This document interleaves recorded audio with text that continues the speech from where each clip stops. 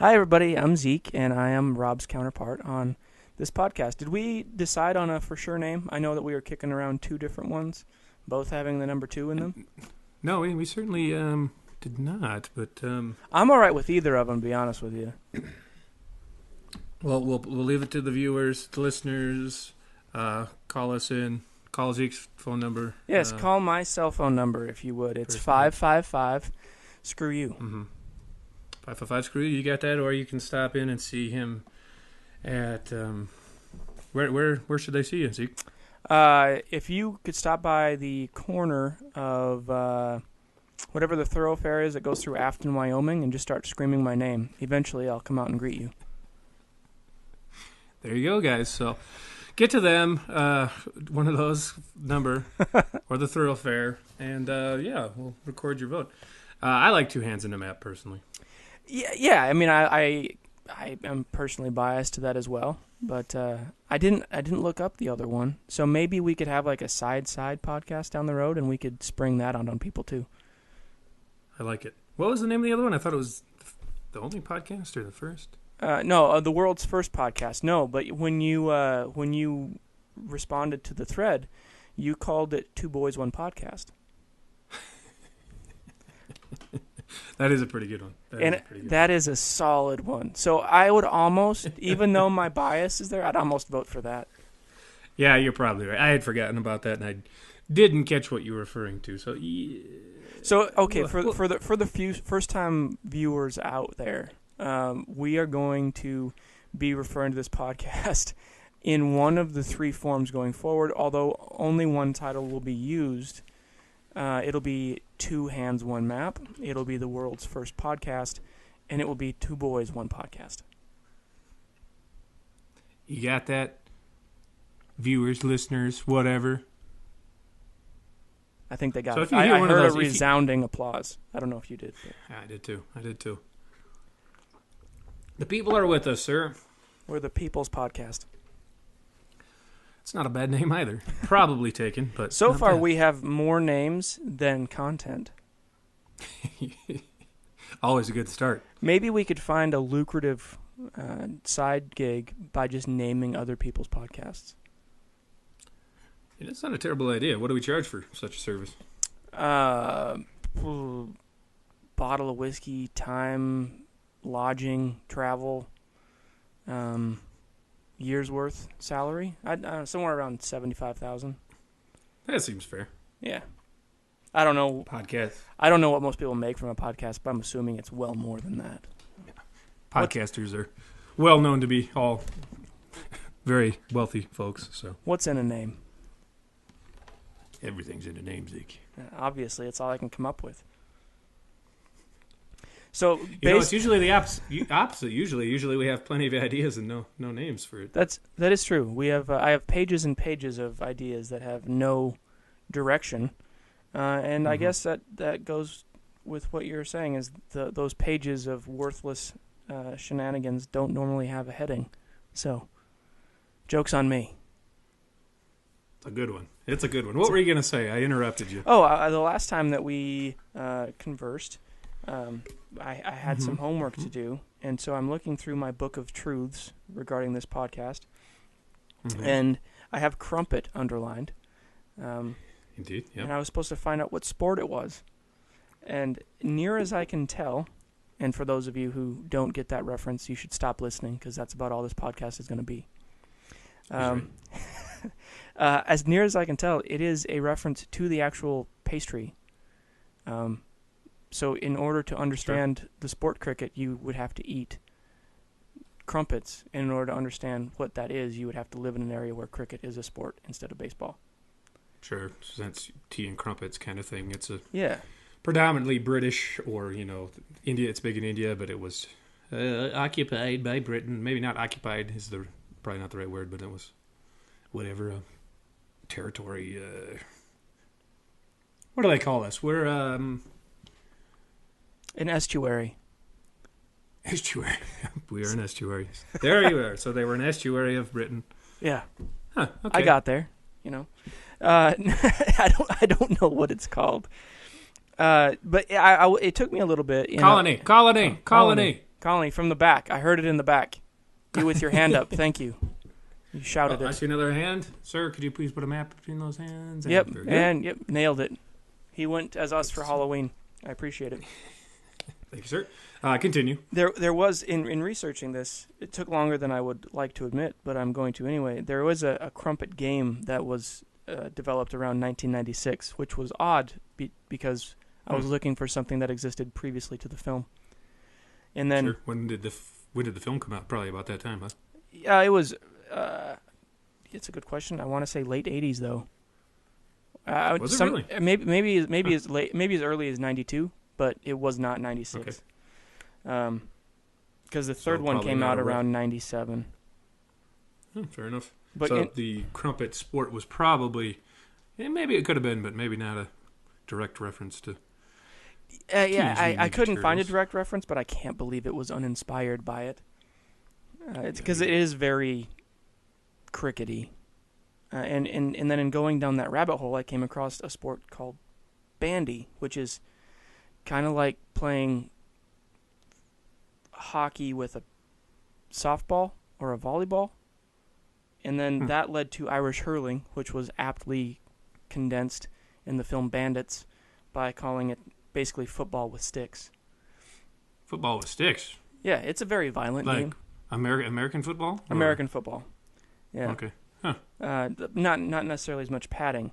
And then in a roundabout, like adjacent rabbit hole, because there was a lot of clicking going on, not understanding these sports that I have no experience with, I came across this thread describing these canvases that were for sale, where people had thrown paint on themselves and then had sex on the canvas. And I thought to myself, what kind of people do that? Huh. And then that led to the next thought in my head, what kind of person hangs that, like buys it, and hangs that on their wall from somebody else doing that? And then that led to me thinking, psychiatrists do that. They buy these prints, and that's exactly what a Rorschach test is. So that's my book of truths for the day. What do you see in this? I see a butt cheeks. See? And you're not necessarily wrong if this is indeed something that they do, which I'm convinced that they are. And that's as far as we're going to argue it. I'm sure. Then when you say that, you're not, in fact, a delinquent. You are true. They just don't tell you that. Interesting. I thought so. How many of these have you made since you discovered it was a thing? 17, and I found out about it last 17. night. Get busy living or get busy dying. That's what I was told anyway. I can't tell. I can't tell if it's one way or the other yet. It's too soon. Well, you're doing both all the time. I mean, you're born, you're already dying. That's true. I guess you are a little bit. I'm busy with both. Perhaps a little morbid, but it's true. Say, I know a strange sport. Talk it to me. I don't remember the name of it, but it was I just caught I don't know what they call it, if they call it a match or a game or what, but it's like volleyball, and it's Asian, but you can only use your legs. So these guys are kicking a ball, falling on their backs over what looks to be a volleyball net. Is it so it's not a tennis net, it's a volleyball net, like the regulation height and everything? I mean, I couldn't tell you for sure. It certainly looked like it. That is strange. And I don't remember the name. I mean, it was, I hope this doesn't sound terrible, but it was an Asian name, so it was difficult for me to retain. But, yeah. There's a lot of weird sports out there. I just came across underwater hockey. Not water polo. Really? Underwater hockey.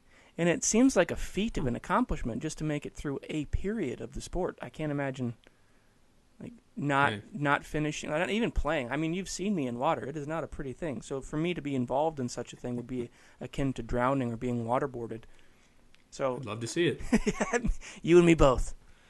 It's an incredible thing for me to even. I might as well wrestle a shark just rather than play that sport. I think maybe I'll do that instead.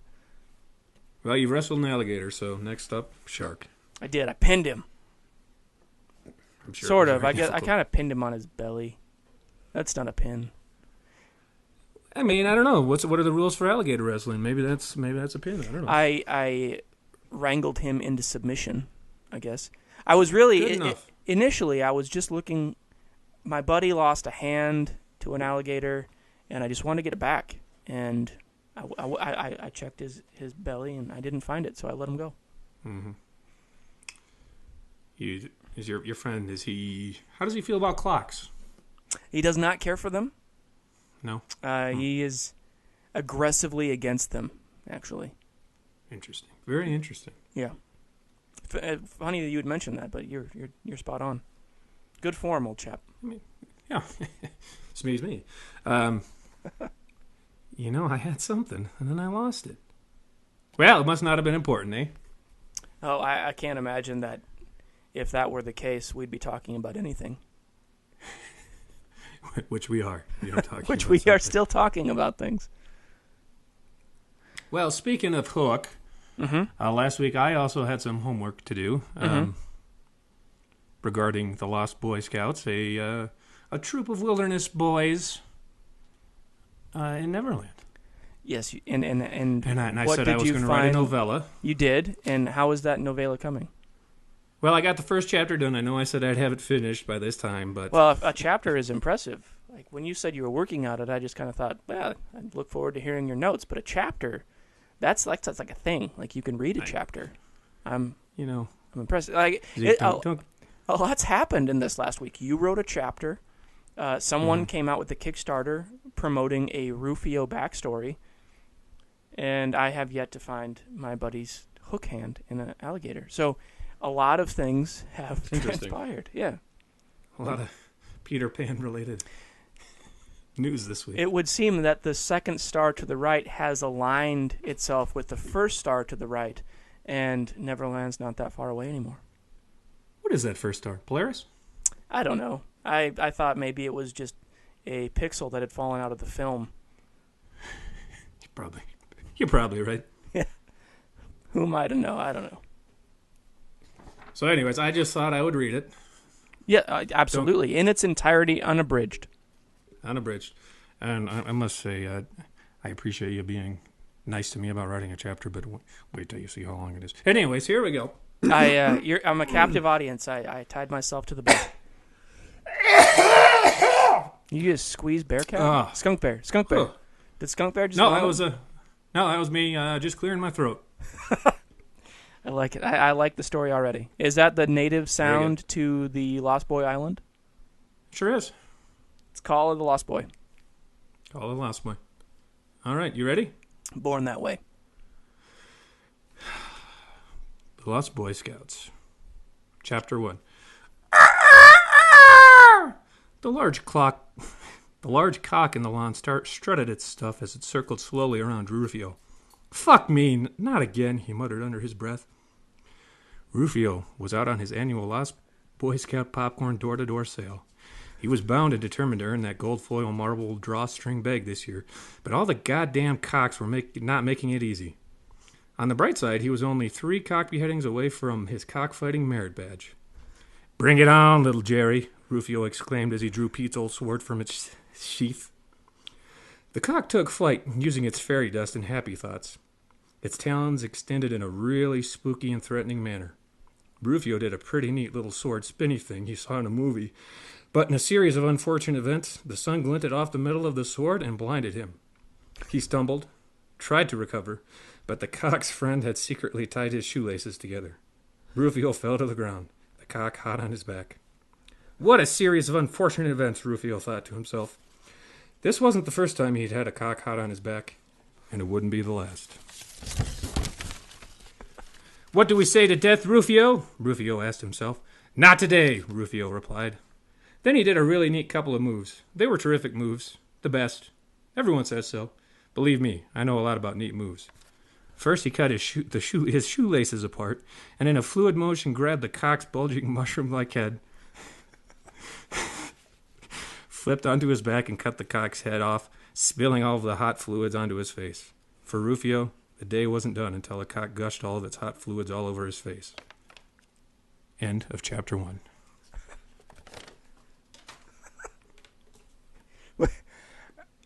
You had me at hello, sir.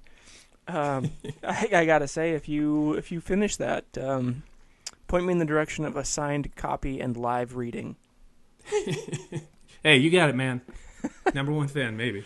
I hope so. If there's someone else, I will learn to fight, crow, and fly just to earn my number one spot back. I mean, I just hope you don't have to get hot cock on your back. Do you hope that?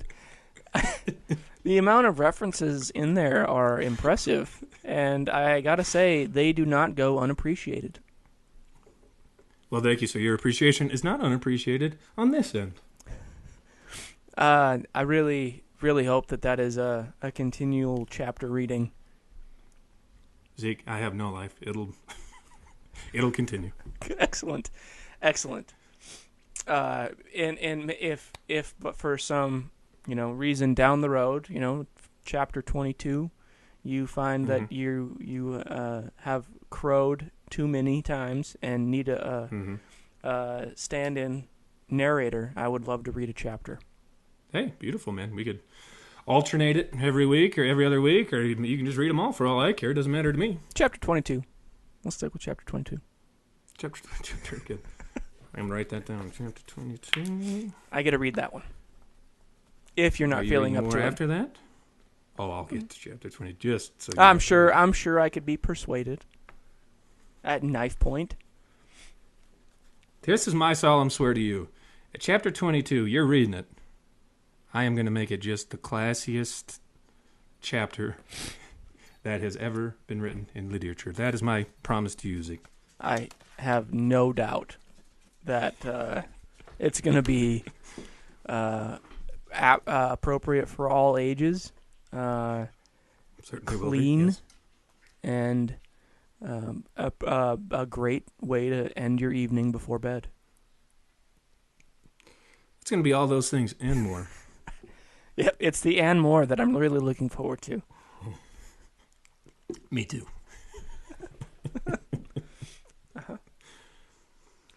Well, did you watch that movie we were going to watch? I did. I was hoping to rewatch it last night, and I didn't get around to it, but I have seen it. Yes, I watched it. When was the last time the whole thing we were supposed to watch it in the week, Zeke? I know. I Zeke, failed. in the week. I'm already behind. The Zeke week lapsed, and I apologize. Look, first of all, I made a terrible transition, and now you're telling me you didn't even watch it in a week. I know, and I would be more ashamed than I am, except I know that 21 podcasts from now, you'll just get back at me. So it's true. It's true.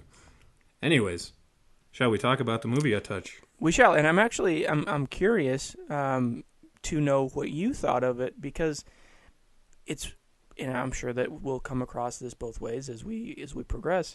You have your style, genre of film that you prefer, which is not mine, and this was more of my style than it was yours. And so I'm curious what you thought of it, how you perceived the storyline, how you enjoyed the film. And the film that we were talking about is Partisan, which is a Sundance film from a few years ago.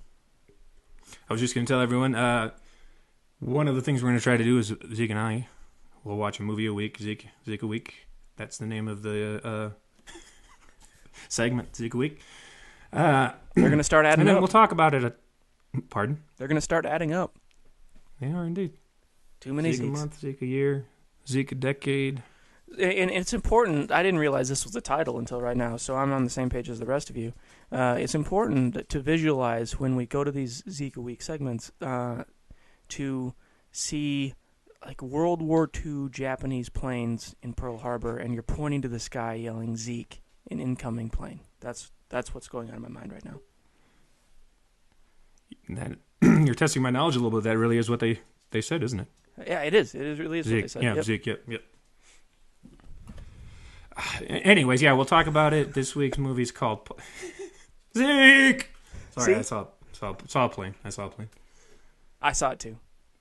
Okay. Why didn't you say Zeke? I didn't want you to feel like I was talking about myself in the third person. I appreciate that. Yeah, you're welcome. Very good. So this week's movie is Partisan. I can't recall anybody's names in this. Do you know director, that main actor guy's name? Cassell, is that Vincent Cassell? He was from Vincent Cassell I do remember, from Ocean's 12, and the director. That's what it is. The director, I may come up with that name. It was Kleiman. Yeah, Ariel Kleiman. So everybody knows Ariel Kleiman loves his work, or she. I'm not sure. Probably he, I think, in this case. I assume so, really but matter. I was not in the Q&A, so I can't say for sure. I do know that he or she was also the writer of the film. Well, I think they did a spectacular job. So the quick synopsis: the bad guy from Ocean's 12. He opens up with him going to a hospital. He finds a little child, and he raises it to be an assassin. Like he also has every adoptive father tends to do. Yeah, it does. Right, exactly. Yeah. And he also has a commune with other women. I don't know how many, 6, 7, probably 15 kids, and they're all training to be assassins. Mm-hmm. True or false? True or false, Zeke? False. Well, then correct it. Gal. You correct it. Stop I thought I was slandering the correct. story. I don't remember that many, I guess. I like from what I remember of the story, it was this one that he focused on, but I guess there could have been more. There was one he focused on. I mean, it was about the main kid, the one from the beginning, but there was, other children there, and they were also training to be assassins. No, it's basically just they're Russian, they're coming to America to take over, and then Angelina Jolie takes over from there. Is that what you're saying? Is that what happened? Yep, that's exactly what happened. No. Not going to confuse anybody. No, I'm doing a real bang-up job. No, it is not salt. It is just Partisan. So anyways, this main boy, he kind of gets wind at the bad guy from Ocean's 12. He's not such a good guy, and he doesn't know if he trusts him, and he kind of starts rebelling and what have yous, and then the bad guy he's also a bad guy in this movie, I would say, and he kills a little guy, one of the other little boys, because he likes chickens. I know I'm selling this movie really well, and that's really the truth. No, it is the truth. The way that I watched it the first time, it made me wish that I had seen Lucky Number 11 at a film festival. Yeah. And it's not as twisted, I guess, as Lucky Number 11 in the story plot line.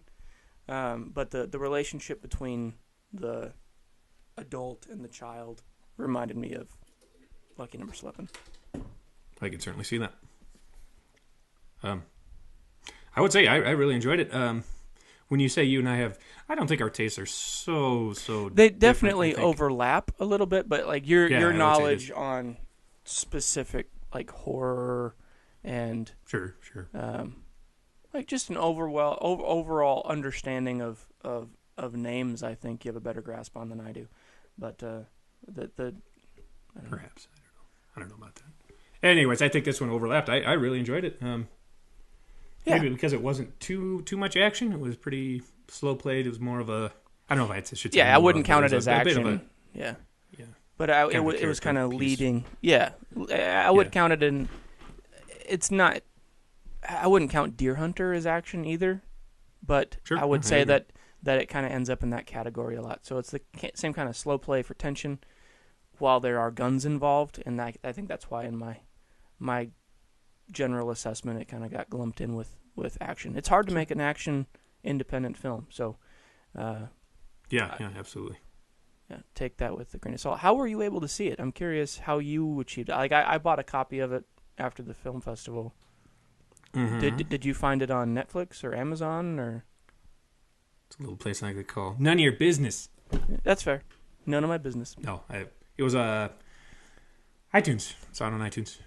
Oh, cool. That's really cool. Rented it. It is. It's pretty cool that now there are so many like relatively obscure films that are available just by clicking a few buttons legally. Yeah, for sure. Yeah, I paid $3 for non-standard or not high definition. So yeah, awesome. Yeah, I truly enjoyed it. I'd give it 3.7 out of 5. Cool. Yeah, chicken fingers. I'd put it right in that ballpark as well. 3.5, 3.7. I can jump on that bandwagon with you. My favorite part was, "Do you have an auntie?" "Yes, I have an auntie." "I have something from your auntie." And then they shoot him in the chest and then in the brain. It was very much a bring a message from Ninja Turtles. Yeah. Shut it. I kind of associate. I'm not sure what it is about the 80s, 90s films that we grew up with, but I always just immediately associate new films that I see to those old lines. And I don't know. I mean, They weren't invented. That dialogue was not classic to those films. They'd been used before. But that's just immediately where my head goes. Ninja Turtles, that's where it's from. I'm not sure that they wanted to make a film that I associated with Ninja Turtles. But that's where my head went. Honestly, I don't see that as a negative by any means. I'd be happy were I the filmmaker, but that doesn't mean they would be. I mean, I would. Yeah, I would. I'm on the same area, I guess. I would love to have a film that someone's like, hey, that reminds me of Ninja Turtles. I could live with that. I'd be like, you're welcome. Thank you. Thank me. Thank me. Thank you. Yeah. Thank me. Thank you. Watch me thank myself. I'm just realizing that one of the movies I saw at Sundance this year, Kuso, it's a very crazy film. Everyone, I don't know if I'd recommend it, but there is a part that, and I told you about this, where a guy rips off his own testicle and throws it on the ground. Yes. And it becomes a smoke ball. Like, ninja, vanish! Like, yeah. That's funny. In a brutal way. I remember you telling me about that, and for some reason, in my head, like yeah, I understand how it had just popped into my head the other day. You talking about that scene, and for whatever reason, I thought that it had been stapled down before it was ripped off, like with a staple gun, and I made that up on my own. Nice work, sir. So, yeah, I spend a lot of time alone. Just reminiscing about films that I'm misremembering, evidently. I wonder how many films I've enjoyed or disliked based on things that never actually happened. It's probably a pretty frequent occurrence, really. I'm sure it is. Yeah. I mean, in general, and for everyone, not just you, is what I'm trying to... Oh, I understand. But you're not wrong either way. Zeke, I have a question for you. Shoot. Wait, did I interrupt you? Were you gonna say something? No, I'll get around to it later. I'll come back in a figure 8 full circle. Can't wait to see it. Yeah. So I know how everyone loves how professional we are and how technologically proficient we are. Mm-hmm. We are coming to the 30-minute mark. Do we want to continue, or shall we try to wrap it up? Or? Let's try to wrap it up, and I can jump in to close out briefly with just asking what film should I pretend to watch for next week? For Zika Week? For Zika Week. Does that? Okay, so I can have seen it because you did. Once you can. I already broke the rule, so yeah. And then you didn't even have the goddamn common courtesy to watch it this week. That's true. I did have it in my hand numerous times. I just never actually hit play, which, again, I have no excuse. It's just my bad. Oh, life got in the way. I was too busy just a wonderful thing that I did. I was too busy being a successful video guy, producer thing. That's exactly what I would describe myself as have done, as to have accomplished said trait. Yes, heretofore seen.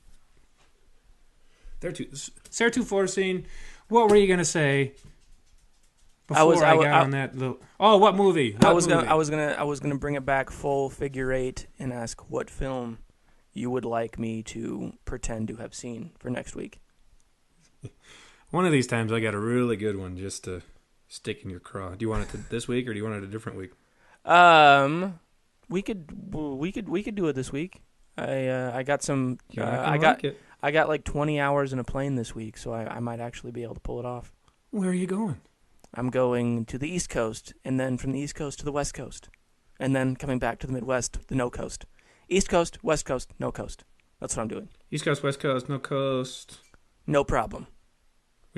No problem. Feel like I'm in Nepal all of a sudden. No problem. Good quality. No problem. Okay, are you sure? You're really not going to like this, Zeke? I believe that it is a penalty due for my lack of appropriately screening the previous film. So the movie this week is Lost in Translation. Come on, man. All right. That was a fake upset thing. For those interested, this is an ongoing thing with a third member of our friends group. He has never seen Shawshank Redemption, which I found appalling, and I had not seen ever heretofore this week. Lost in Translation, and now evidently he's gotten you to go to bat for him. So I will watch it, but I won't be happy about it. You know, I do have to say, I haven't talked to our friend Dan, and I mean it hasn't been that long, but I'm just doing this just because I enjoy being a little stinker. You're spiteful. I can appreciate that. I'll watch it. I will do it. I will do my due diligence. I will watch this film in a timely manner. And it's either okay. I tell you what, I'll let you have one out, but I'm going to make it a really difficult one for you to watch. You said it. I'll watch it. Okay, I'm going to tell Dan. You would, because you're a rat bastard. You stuck to your guns for many a year, sir. Yep. Well, you got me to cave before he did, so you're both winners, and you both suck. I mean, I just want you to know, I would do it to him if I had. If Dan was on this podcast? Yeah, I would have done it to him. Well, Dan's not on this podcast. I know it, but you are. And Dan can't be on this podcast because this podcast is only about two boys, one podcast. What? It's not about three boys, one podcast. Three boys, two podcasts. No. Who's he going to talk about? About how he didn't watch the movie before I did? No. We could start a podcast called The Shawshank Redemption, and it'll be just us three talking about Shawshank Redemption, and Dan will just be shaking his head and annoyed the whole time. I'll tell you what I'm going to do. Mm-hmm. Down the road, when I find a way to manipulate him into doing so, which he's more stubborn than I am, so it's never going to happen. But when he finally watches it, I'm going to tell him, you've been Shawshank redeemed. And I'll give him a hug. You just got Shawshank redeemed. You just got Shawshank redeemed, son. You two, you're so thick-headed and stubborn. They're both good movies. They're great movies. I don't know why you two are being such... I don't know why we picked those two. But, I mean, this feud has been going on for years.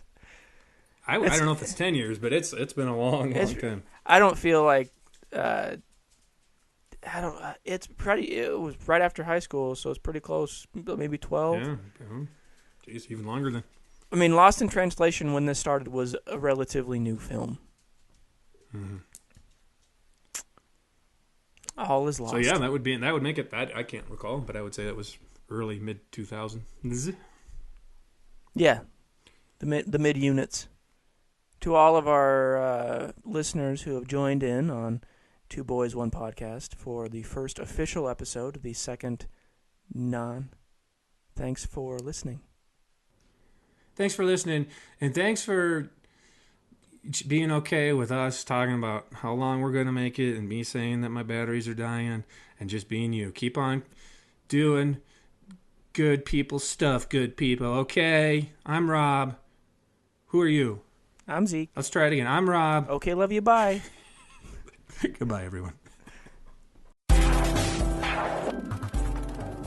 The portions of today's podcast that you actually enjoy are brought to you in whole by Vomit Frosting.